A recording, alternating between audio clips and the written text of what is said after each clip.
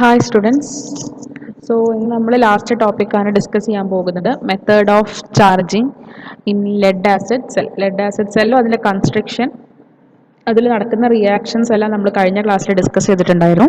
അപ്പോൾ ഇനി എന്തെല്ലാം ടൈപ്പ് ചാർജിങ് അല്ലെങ്കിൽ മെത്തേഡ് ഓഫ് ചാർജിങ് എന്തൊക്കെയാണ് എന്നുള്ളത് നമുക്ക് നോക്കാം. രണ്ട് ടൈപ്പാണ് കാര്യമായിട്ടുള്ളത്. ഒന്ന് കോൺസ്റ്റന്റ് വോൾട്ടേജും ഒന്ന് കോൺസ്റ്റന്റ് കറന്റ് ചാർജിങ്ങും. Okay, mainly two types of charging, constant voltage charging and constant current charging. പേര് പോലെ തന്നെ constant voltage charging, constant current. Okay, അപ്പോൾ പേര് പോലെ തന്നെയാണ് അതിന്റെ എക്സ്പ്ലനേഷനും വരുന്നത്. കോൺസ്റ്റന്റ് കറന്റ് ചാർജിങ് എന്താ നോക്കാം. In this method the charging current through the battery is kept constant throughout by changing the supply voltage. ഈ കോൺസ്റ്റന്റ് കറണ്ട് ചാർജിങ്ങിൽ എന്താ ചെയ്യുന്നതെന്ന് വെച്ചാൽ ചാർജിങ് കറണ്ടിനെ കോൺസ്റ്റന്റ് ആക്കി വെച്ചുകൊണ്ട് സപ്ലൈ വോൾട്ടേജ് വാരി ചെയ്ത് കൊടുക്കും. അങ്ങനെയാണ് ഇതിലുള്ള method. As the battery is charged, the back EMF increases. Then we have to increase the supply voltage to maintain the constant current. It can be done by progressively reducing the resistance of the rheostat. അപ്പോൾ നിങ്ങൾക്ക് ഇവിടെ figure കാണാൻ പറ്റും. ഒരു battery ഉണ്ട്, ഒരു ammeter ഉണ്ട്. Ammeter current constant ആക്കി വെച്ചിരിക്കുകയാണ്. പിന്നെ ഒരു റിയോസ്റ്റാറ്റ് എന്തിനാന്ന് വെച്ചാൽ നമുക്ക് റെസിസ്റ്റൻസ് കുറക്കാൻ വേണ്ടിയിട്ടാണ്. പിന്നെ ഒരു സപ്ലൈ DC സപ്ലൈ ഉണ്ട്. അപ്പൊ ഈ മെത്തേഡിൽ നമ്മൾ കറണ്ടിനെ കോൺസ്റ്റന്റ് ആക്കി വെക്കും, സപ്ലൈ വോൾട്ടേജിനെ നമ്മൾ ഇങ്ങനെ ചേഞ്ച് ചെയ്തുകൊണ്ടിരിക്കും. അപ്പോൾ ബാറ്ററി ഇങ്ങനെ ചാർജ് ആവുന്നതിനനുസരിച്ച് ബാക്ക് EMF കൂടിക്കൊണ്ടിരിക്കും. അപ്പോൾ ബാക്ക് EMF കൂടുമ്പോൾ നമ്മൾ സപ്ലൈ വോൾട്ടേജ് കൂട്ടി കൊടുക്കണം. അത് എന്തിനാന്ന് വെച്ചാൽ നമ്മളെ കോൺസ്റ്റന്റ് കറണ്ടിനെ മെയിൻറ്റെയിൻ ചെയ്യാൻ വേണ്ടിയിട്ട് നമ്മൾ ബാക്ക് EMF കൂടുമ്പോൾ സപ്ലൈ വോൾട്ടേജ് കൂട്ടി കൊടുക്കുക.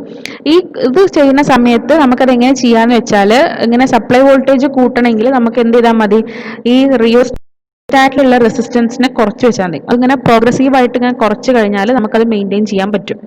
ഈ മെത്തേഡ് സേഫ് ആണ് and it causes less damage to the plates and this method takes comparatively longer time. ഇത് സേഫ് ആണ്, പ്ലേറ്റുകൾക്ക് ഡാമേജ് ഒന്നും വരത്തില്ല, പക്ഷെ ഒരുപാട് സമയം എടുക്കും.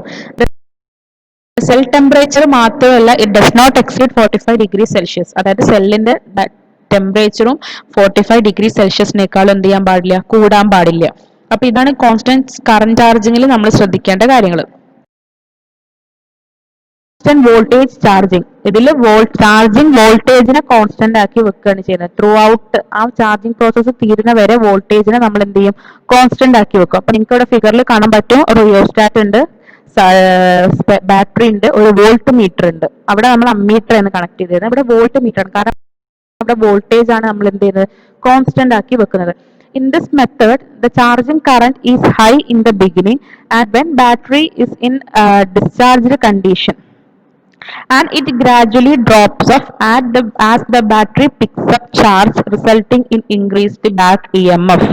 അതായത് ഈ മെത്തേഡിൽ എന്താന്ന് വെച്ചാൽ തുടക്കത്തിൽ ചാർജിങ് കറന്റ് ഭയങ്കര കൂടുതലായിരിക്കും. പക്ഷെ ആ സമയത്ത് ബാറ്ററി എന്തായിരിക്കും, ഡിസ്ചാർജ്ഡ് കണ്ടീഷനിലായിരിക്കും. ആ സമയത്ത് ചാർജിങ് കറന്റ് കൂടുതലായിരിക്കും. പിന്നീട് എന്ത് ചെയ്യും, അതിങ്ങനെ ഗ്രാജുവലി കുറയാൻ തുടങ്ങും. അപ്പൊ അതിനനുസരിച്ച് എന്താവും, ബാറ്ററി എന്താവും, ചാർജ് ഇങ്ങനെ നമ്മൾ പറഞ്ഞല്ലോ ബാറ്ററി ഡിസ്ചാർജിങ് കണ്ടീഷനിലാണ്. അപ്പോൾ ആ ചാർജിങ് കറന്റ് ഇങ്ങനെ കൂടി പിന്നെ അതിങ്ങനെ ഗ്രാജുവലി കുറയാൻ തുടങ്ങുമ്പോൾ എന്ത് ചെയ്യും, ഈ ബാറ്ററി എന്ത് ചെയ്യും, ചാർജ് പിക്കപ്പ് ചെയ്യാൻ തുടങ്ങും. അങ്ങനെ ബാറ്ററി ചാർജ് പിക്കപ്പ് ചെയ്യുന്ന സമയത്താണ് അവിടെ എന്തുണ്ടാവുന്നത്, ബാക്ക് EMF ഉണ്ടാവുന്നത്, ഇൻക്രീസ്ഡ് ബാക്ക് EMF ഇൻഡ്യൂസ് ചെയ്യുന്നത്. Charging at constant voltage may be carried out only when the batteries have the same voltage. ഈ മെത്തേഡ് നമുക്ക് ചൂസ് ചെയ്യാൻ പറ്റുക എപ്പോഴാന്ന് വെച്ചാൽ ബാറ്ററീസിന് സെയിം വോൾട്ടേജസ് ആണെങ്കിൽ മാത്രമേ നമുക്ക് ഈ മെത്തേഡ് ഓഫ് ചാർജിങ് നമുക്ക് യൂസ് ചെയ്യാൻ പറ്റുള്ളൂ. എക്സാമ്പിൾ 6 or 12 വോൾട്ടിന്റെ അല്ലെങ്കിൽ 24 വോൾട്ടിന്റെ ഒക്കെ. In this case the source of current should have a voltage of 7.5, 15 or 30 volt and these batteries are connected in parallel to the charging circuit. അപ്പൊ നിങ്ങൾക്ക് ഇവിടെ കാണാൻ പറ്റും, വോൾട്ട് മീറ്റർ നമ്മൾ പാരലൽ ആക്കിയിട്ടാണ് കണക്ട് ചെയ്തിട്ടുള്ളത്, ബാറ്ററിക്ക് പാരലൽ ആക്കിയിട്ടാണ്. അതെന്തിനാന്ന് വെച്ചാൽ എന്താണ്, പാരലൽ കണക്ഷൻ കൊടുത്തിട്ടുള്ളത് നമുക്കറിയാം, സോഴ്സ് ഓഫ് കറന്റ് നമ്മൾ പറഞ്ഞിട്ടുണ്ട് വോൾട്ടേജ് എന്തുണ്ടാവണം, 7.5, 15 or 13 വോൾട്ടൊക്കെയാണ് നമ്മൾ പറഞ്ഞിട്ടുള്ളത്.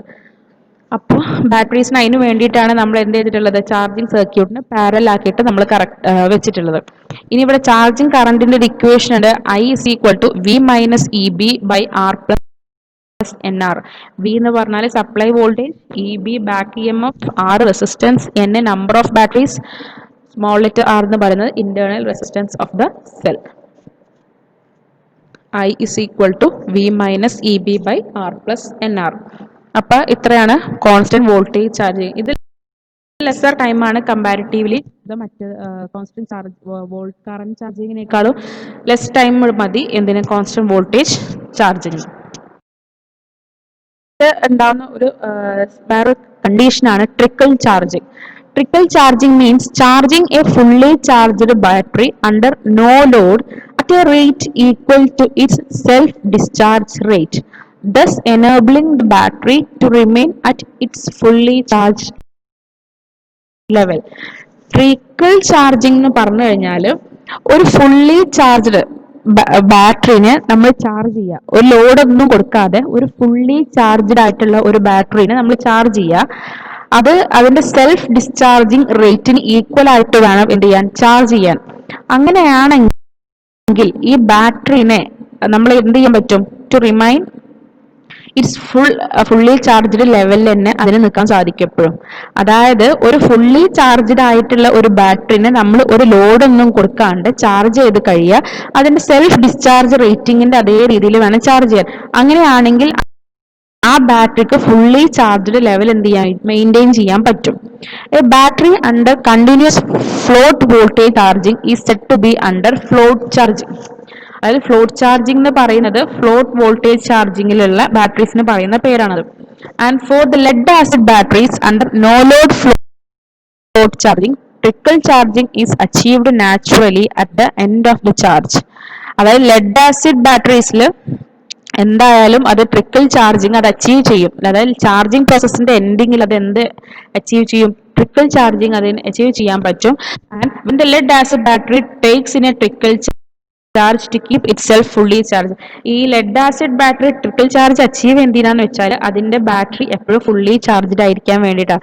അതായത് ഈ ട്രിക്കിൾ ചാർജിങ് കണ്ടീഷൻ എന്ന് പറഞ്ഞാൽ ഒരു ഫുള്ളി ചാർജ്ഡ് ബാറ്ററിയാണ്, അത് എപ്പോഴും അത് ഫുള്ളി ചാർജ്ഡ് ആയിട്ട് അത് റിമൈൻ ചെയ്തിരിക്കും.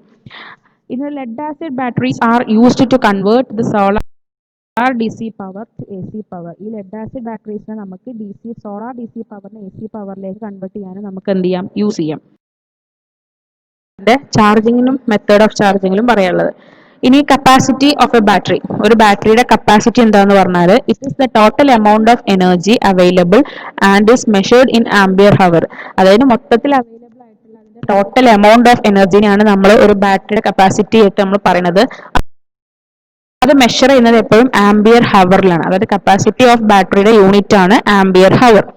For example, if a battery discharges 7 ampere for 5 hours, then its capacity will be, അതായത് ഒരു ബാറ്ററി ഡിസ്ചാർജ് ചെയ്യുന്നത് 7 ആംബിയർ ആണ് 5 മണിക്കൂറിൽ. അപ്പോൾ അതിന്റെ കപ്പാസിറ്റി എന്ന് പറയുന്നത് 7 × 5 35 ആണ്. AH എന്ന് പറഞ്ഞാൽ ആംബിയർ ഹവർ, അത് അതിന്റെ യൂണിറ്റ് ആണ്. അതോടെ നിങ്ങൾക്ക് മനസ്സിലാവാൻ വേണ്ടി ഒരു എക്സാമ്പിൾ എഴുതി തന്നേ ഉള്ളൂ. അതായത് ടോട്ടൽ എമൗണ്ട് ഓഫ് എനർജി അവൈലബിളിനെയാണ് നമ്മൾ എന്ത് പറയുന്നത്, കപ്പാസിറ്റി ഓഫ് എ ബാറ്ററി എന്ന് പറയുന്നത്. In efficiency of a battery, it is defined as the ratio of ampere hour discharging to ampere hour charging. AH efficiency, AH എന്ന് പറഞ്ഞാൽ ampere hour. Ampere hour efficiency is equal to ampere hour discharging by ampere hour charging. Efficiency ആണ്, that is ഈറ്റ. ആ എന്നെ പോലെ എഴുതിയിട്ടുള്ളത് നമ്മൾ പറയാം ഈറ്റ എന്നാണ്. ഈറ്റ AH is equal to ITTD by ICTC into 100. ID എന്ന് പറഞ്ഞാൽ discharging current in ampere, IC എന്ന് പറഞ്ഞാൽ charging current in ampere, TD എന്ന് പറഞ്ഞാൽ discharging time in hour, and TC എന്ന് പറഞ്ഞാൽ ചാർജിങ് ടൈം ഇൻ ഹവർ. അതായത് ആംബിയർ ഹവർ ഡിസ്ചാർജിങ് ആണ് ITTD, ആംബിയർ ഹവർ ചാർജിങ് ആണ് ICTC. അതാണ് എഫിഷ്യൻസി ഓഫ് എ ബാറ്ററി എന്ന് പറയുന്നത്. അപ്പോൾ ഇത്രയും കാര്യങ്ങളാണ് നമ്മുടെ മെത്തേഡ് ഓഫ് ചാർജിങ്ങിന് അറിയാനുള്ളത്. 2 മെത്തേഡ് ഉണ്ട്. പിന്നെ ഒരു ട്രിക്കിൾ ചാർജിങ് എന്ന് പറഞ്ഞ ഒരു കണ്ടീഷൻ ഉണ്ട്, അതൊരു ഫുള്ളി ചാർജ്ഡ് കണ്ടീഷനാണ്. പിന്നെ കപ്പാസിറ്റി എന്താണ്, എഫിഷ്യൻസി എന്താണ്. ഇത്രയേ ഉള്ളൂ ഈ സെക്ഷനിൽ. അപ്പോൾ ലെഡ് ആസിഡ് സെൽ എന്ന് പറയുന്നത് വളരെ ഇമ്പോർട്ടൻ്റ് ആയിട്ടുള്ള ഒരു ടോപ്പിക്കാണ്. നിങ്ങളുടെ പ്രീവിയസ് ക്വസ്റ്റ്യൻ പേപ്പേഴ്സ് നോക്കിക്കഴിഞ്ഞാൽ ഈ ക്വസ്റ്റ്യൻസ് ഒരുപാട് തവണ റിപ്പീറ്റ് ചെയ്ത് നിങ്ങൾക്ക് കാണാൻ പറ്റും. അപ്പോൾ എന്തായാലും നിർബന്ധമായിട്ടും എല്ലാവരും പഠിക്കുക. അതിൻ്റെ മറ്റേ റീചാർജിങ്ങും ചാർജിങ്ങും ഡിസ്ചാർജിങ്ങും ആ പ്രോസസ്സ് നിർബന്ധമായിട്ടും പഠിക്കുക. അതിൽ ആനോഡിലും കാഥോഡിലും നടക്കുന്ന ഇക്വേഷൻസ്, അതിൻ്റെ ഫിഗർ കറക്റ്റായിട്ട് പഠിച്ചിരുന്നാൽ നിങ്ങൾക്ക് സുഖമായിട്ട് മാർക്ക് സ്കോർ ചെയ്യുക. അതുകൊണ്ട് എല്ലാവരും നിർബന്ധമായിട്ടും പഠിക്കുക. ഇനി എന്തെങ്കിലും ഡൗട്ട് ഉണ്ടെങ്കിൽ എപ്പോൾ വേണമെങ്കിലും നിങ്ങൾക്ക് വിളിച്ചിട്ടോ ഇങ്ങനെയാണെങ്കിലും കോൺടാക്ട് ചെയ്ത് അന്വേഷിക്കാവുന്നതാണ് കേട്ടോ. ബാക്കി നമുക്കിനി നെക്സ്റ്റ് മൊഡ്യൂളാണ്, അത് നമുക്കിനി നെക്സ്റ്റ് ക്ലാസ്സിൽ നമുക്ക് സ്റ്റാർട്ട് ചെയ്യാം. Okay, thank you.